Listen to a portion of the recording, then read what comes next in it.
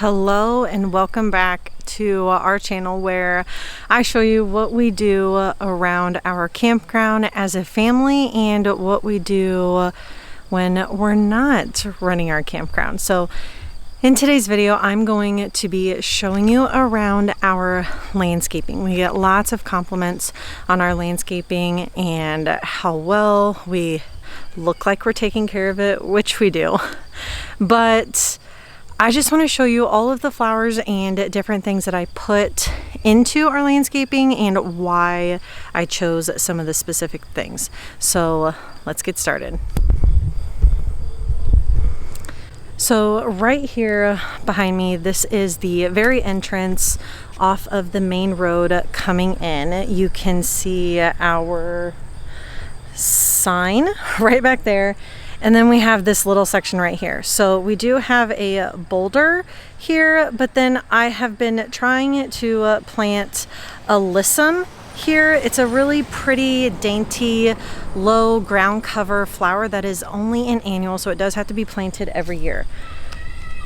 The thing I have noticed with this is it loves to be wet. If it was in the sun like it is, and I would constantly water it, like at least once a day, and if it's really hot, twice a day, it would flourish and look amazing. But I have not been doing that, as you can see, and I'm thinking I might try again next year. We'll see. I'm not sure yet. I also have some irises right here that do bloom more towards Memorial Day, around that time frame. What I'm thinking for this next year, the 2025 season, is taking a lot of these out right here, maybe planting them more towards this back area where you see all of these snapdragons. So I'm going to be putting more snapdragons around here. And we do have the strawberry vanilla hydrangea. They bloom all summer. Okay, what else I have done is plant annuals. These are petunias all along the edge of our landscape as well. And that just brings in a color all throughout the year into the landscaping that isn't going to be there all the time. These right here are called blackberry lilies, and I want to get a close-up of that. What this gives off is it'll be a very pretty orange and white speckled lily, but then in the fall, all of these pods open up and it gives off a blue berry. These are called blackberry lilies. So it has nothing to do with the flower, but everything to do with the berry that it gives off.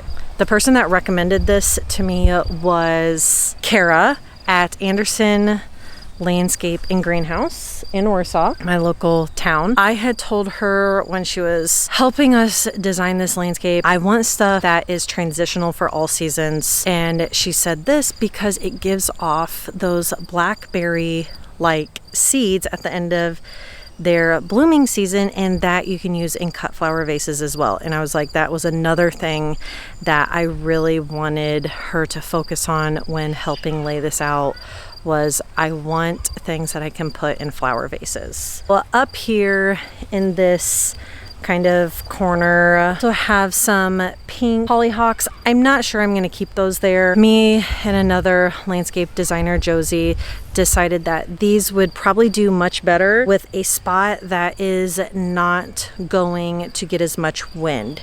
And if you know anything about hollyhocks, they get a very long stem. And then if the wind's blowing, and it doesn't really look as clean after they're kind of done blooming, and that's not something that I want. Now, this is hyssop, which is a medicinal herb, also a great flower. What I'm going to do is split this into 3 sections and then move it over here to where these holes are. Actually, it looks like 5. Yeah. It gives a really pretty blue flower in the summer, and then what we're going to do is I have moved these flowers, which these can be cut back now, because we have some new growth down here. It is a kind of cardinal flower, red flowers at the top of the flower. My thought is that if I have a blue flowers in front and then red, it would be a really nice statement. What I have done here is this kind of is a lily garden. So all of the lilies that my grandma had or that were just around the campground, I was like, this would be a really cute area to put just all the lilies. So when they're all in bloom, I'm going to add more to right here, and these will also produce more bulbs, so they'll grow as well. And then when all that dies off, I have pampas grass that grows up, and it just looks really awesome with the tractor. And then the back pampas grass that we have back there, it looks really great. I have shown this area before. This area is going to be getting a little bit of work done to it. Since everything has now been established for a solid year, we're kind of getting to see what we are really wanting in this area, what needs to possibly move because it's gotten so big and everything. You can kind of see grasses back there and falls over a little bit. So it looks really great where it is right now. And then it gets these little kind of feathers on the end of them, like that. Where they are right now is just too much. It is kind of taking away from the focal point of the boulders that we have in. We're probably going to be taking out some of those ones, and we will also be taking out the ones here, leaving the lavender, splitting the lavender, and moving those over to the water feature. It will look really good when we get it set close to, and then it's kind of falling over into it a little bit. These trees right here are one of Brent's favorites. It is called an Amelanchier tree. He was the one that when he set these boulders, he had this idea of planting these here, and they look really good. Brent, you did a really good job with these. I am now a fan of an Amelanchier. They look really good. Good job. Right here is where we had some disagreements. I wanted to put a watering trough with a old pump style water spigot. Brent is not a fan of that kind of style of landscape, and that's totally fine. So we compromised on putting a Japanese maple here. It is going to take a really long time for it to get big, but when it does get big, it's gonna look really good. With the tractor, when I just said Brent's not into that kind of style of landscape, he did come to terms with putting the tractor here. He wanted to put it somewhere else, and I wanted to keep it close because I didn't want people to vandalize it in the other spot that he was thinking of putting it. We had moved it from the playground over to here because it was kind of getting to the point where it was a little dangerous. Stuff was falling apart off of it. Kids could scrape themselves or cut themselves, and I just didn't want that. We compromised on one antique and not anything else. Okay, for this section of the landscape, if you can kind of tell where we're at, so you would come in from over here, drive down, stop at that line that says stop please, and then go into the store and check it. So we are right across from the store, and honestly, this is, in my opinion, the second worst landscaping area we have right now. It's just hard right now. I'm not really sure why. I'm thinking it's because it's like a flat area, and it's like, do you want to have right here, and then that's going to be cascading over this rock wall. So this one's getting a good makeover this year. Now for this section, which is kind of the front of the store. Okay, over here for the front of the store, this is kind of the main area you see when you come in. And it's okay. It's not what I envision. So what we're going to do is take out this really tall grass right here. We have two different grasses. I'm not really sure why that happened. I think the person that gave them to me might have mix them up because I haven't transplanted any grasses or anything, and that's totally fine. We can find another spot for it. But I have this Rose of Sharon over here, and I am not loving it. It's doing too much symmetrical look with this Amelanchier over here, and it's not doing anything for me. So what I told Brent, please, let's just do this, is we're going to take the Rose of Sharon out along with this grass over here. Actually, probably both of those grasses, find a new home for them. And then what I'm thinking is taking these hydrangeas out right here. They look good for about a week, and then they kind of look like trash a little bit. It's just not working for me at all. They fall over because the snowball on them, the head of the flower is so heavy. It's just not doing it. I have more of these strawberry vanilla hydrangeas that I'm wanting to order, and I would like to start where this butterfly bush is. Take the butterfly bush out, which is right there. No, right there, wrong side. Right there. Put that somewhere else, and then make that whole back wall vanilla strawberry hydrangeas. It will look gorgeous. It will look gorgeous. Just this beautiful line of hydrangeas, and then some lavender and petunias in the front of it with some snapdragons. If you're picturing this with me, you're gonna understand what I'm saying. That is what I'm thinking for this. If you have ever come here and you're leaving and you're like, Stacy, Brent, what is going on here? Why does all your other landscaping look so good, and then you've got this dump of landscaping over here? Let me tell you why. It is because this is my graveyard landscape. I guess it's not graveyard, I should say, because stuff doesn't die here. I guess I need to come up with a better name, because like I said, nothing dies here. It's just where it goes to find itself. That's it. I'm like, I don't know what to do with this plant. I will bring it over here, plant it, let it kind of recover, and then I'm like, wait a second, I've got somewhere where that can go. I'll dig it up, transplant it, and it has finally found its home. So that is what this is. That's not what it's going to be hopefully next year. We've got some plans for it as well. I've got actually some plants underneath this big maple tree across from the store door that are not thriving under that tree at all. So I'm going to be transplanting them to their actual permanent home here, where they will thrive and grow.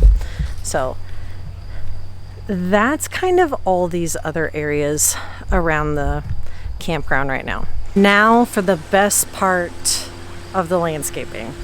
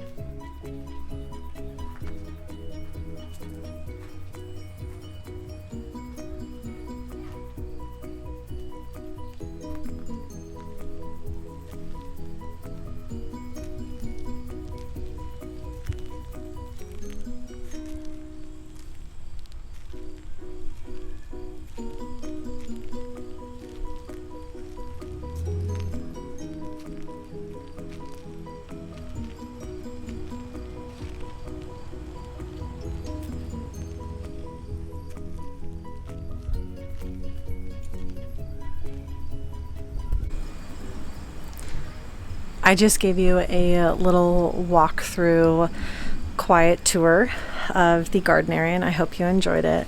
But I want to talk about some of the things that we are going to be adding, moving around, and let's start with this cypress tree right here. So I kind of found out after that we had planted them that they are going to get extremely big and wide.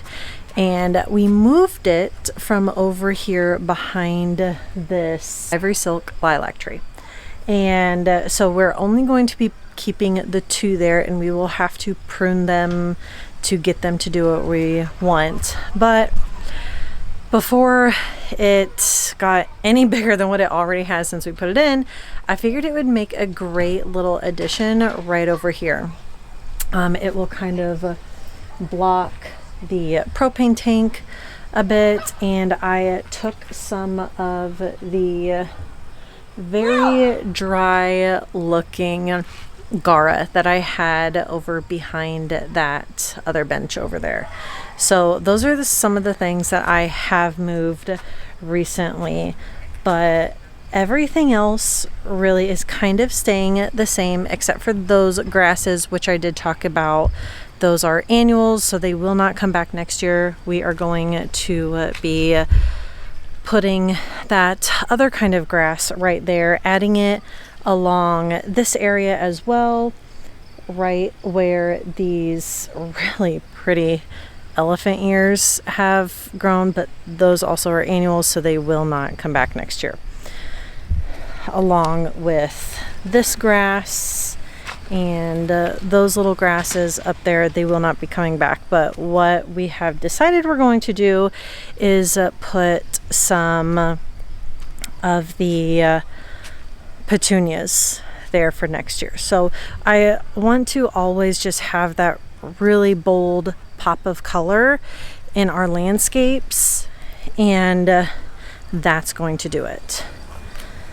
These right here are the other blueberry that I was talking about earlier, getting it confused with the blackberry lily. These are called blue muffin viburnums. So these can get quite tall as well, about 6 to 8 feet, I believe. These ones that are under this maple tree are not going to get as big because they get more shade. They will, it'll just take more time for them to get to that point. These right here are going to grow a lot faster. So for this, under this tree right here, this tree sucks up a lot of water. So I am going to be moving these Ligularia over to the graveyard because that will actually be their permanent home. They can grow in a deep shade, and over there is a perfect condition for them. It stays a bit wetter over there, which is what they like. It's got full shade, so they will do great. I am then going to be putting more hostas over here. The hostas really seem to do fine here, so that's what we're gonna do. These roses are doing excellent right here. They've always got color on them. My only complaint, I guess, for them is that they just drop their petals all the time. Not that big of a deal though. I really wish I had one of these hybrid tea roses bloomed right now. It looks like I have some coming, but oh my goodness. If you ever get a chance to put in a hybrid tea flower or rose bush, do it. Those run about $50 because they are a hybrid, but they smell like a actual rose. Sometimes you get other rose bushes that just don't do that, and it's fine, but man, the whiff of a rose smells so good. So we've got that. I have a little lavender patch right here, which is going to be really pretty. Cheyenne Spirit.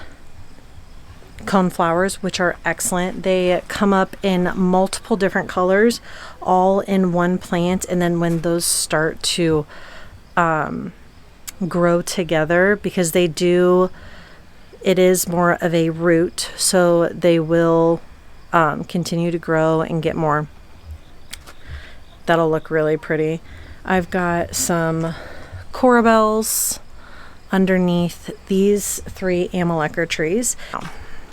One problem we are going to have is that there's like 4 of the 6 pine trees right here are dying. It's kind of sad, because then I'm going to have to move these hostas right here, because hostas are meant for shade, not meant for sun. At least these are, and it looks like some of them are already getting too much sun anyway, so those are probably going to have to get moved, along with those hostas down over there as well. So it looks like I'm going to need part sun, part shade perennials, so that will be something that we look for. Now, you're probably saying, Stacy, this area over here does not look like you did anything. And you're wrong, because I did do something. What happened was somebody, I will not name names, it was not me, was using weed killer, and the weed killer dripped on all of my phlox. I had purple, pink, and red phlox growing right there, and only one of them made it. So we have decided that we are going to take those yellow coreopsis that are up underneath the hydrangea tree, and we are relocating them to that area right there. So that'll be really nice. We'll add some other stuff in there to give it some other color, but we just kind of thought that this whole area in this middle section and just this whole garden section itself needed more yellow. So we're going to pull that yellow out of there and then get some more of the I think it's called strawberry again. Strawberry coreopsis, where it's got a red on the outside and yellow on the inside flower. And then we're going to get more of that and put it under this side. So it kind of looks symmetrical, just a little bit. Other than that, the only thing that we need to do, which will happen this next year, is we are adding slate walkways. That is the plan that Brent has set out for this, putting some slate in and then possibly purchasing the seats for this area. I have got it all in a cart for the store that we are buying it from, and I'm pretty excited about that. So as for our landscapes, this is it. It is a lot of work. I really enjoy coming out here and actually pulling the weeds, doing the trimming. It takes a lot of time. If I were to really get like nitpicky, it would probably take me a minimum of 2 hours. As you can probably tell, my camera abruptly stopped recording because the internal heat of the camera was too hot, apparently. So we have plans for this fall to transplant things. We've got more stuff to add in, and I'm pretty excited about it. I love seeing everything grow together and work together to make it look really pretty for everyone that gets to enjoy it. Think about that. The next time you're out in your yard cleaning up the landscaping, think about just trimming everything up and putting down some fresh mulch. You don't have to go out and buy a ton of flowers to make it look pretty all at once. Do it gradually. That's what we've been doing for the past, 4 years since we've owned the place and taken over. landscape and curb appeal is a huge thing. If you have any questions about any of the flowers, plants, anything that you saw in this video, let me know in the comments, and I'd be more than happy to try and figure out what you're talking about, give you specific names for it, and I hope to see you on the next video. If you did enjoy this, give it a thumbs up. That lets me know that you're here watching our videos, and it kind of pushes me a little bit more to continue to make them. So I hope you have a blessed rest of your day, and I'll see you next time.